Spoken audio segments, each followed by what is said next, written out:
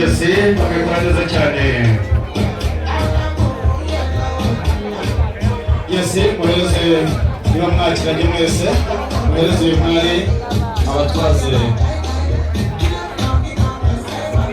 Yose bari mususuruke mususuruke mukine. Yose kama umunota umwe wakora wishimye umunota umwe ubyinishije umugeni. Yose wishime munezerwe wishime birahenda uzashidikira ko nawe hari umwanya. kandi ibanga tugomba nk'abantu tubaze kugira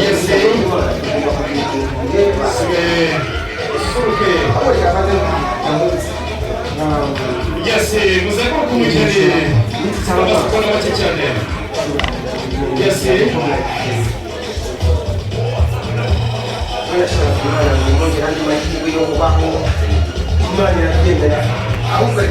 Yesi abandi musigara kubyina abageni nibaze.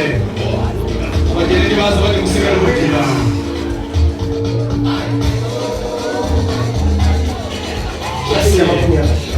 Utamukira kwishima muzendo watumeke kuzi gutegura neza umutsima umutsima uvuze neza cyane ibikorwa neza cyane kandi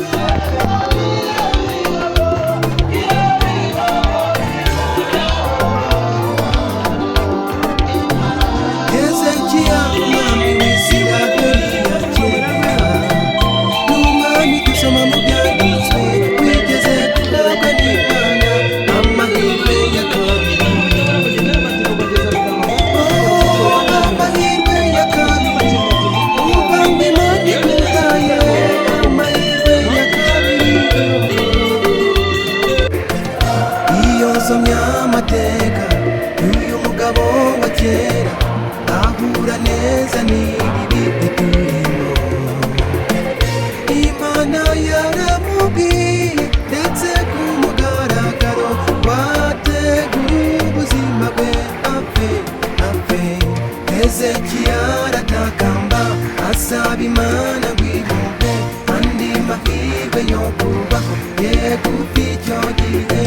Mureke mbabwire natwe Imana yaraje iratuburira ku mugaragaro y'ukwiri hafi guhagarika byose. Ikimenyetso cya Hezekiya wa mwami cyadutumweho binyuze mu cyorezo Covid, maze haba agaheko gucecekesha isi yose. Ubwo wenda bayituye tubashe kumva rya jwi rituburira kwitegura imperuka itagitinze. Amahirwe ya kabiri jye nawe twarayahawe kandi nyamuneka reka tuyakoreshe icyo twayaherewe. Sinizeye ko hazaboneka andi mahirwe ya gatatu, kuko icyo nzicyo nuko umwami Yesu ari mu nzira aje kurangiza iby'isi. Amahirwe ya kabiri jye nawe twarayahawe kandi nyamuneka reka tuyakoreshe icyo twayaherewe. Sinizeye ko hazaboneka andi mahirwe ya gatatu, kuko icyo nzicyo nuko umwami Yesu ari mu nzira aje kurangiza iby'isi.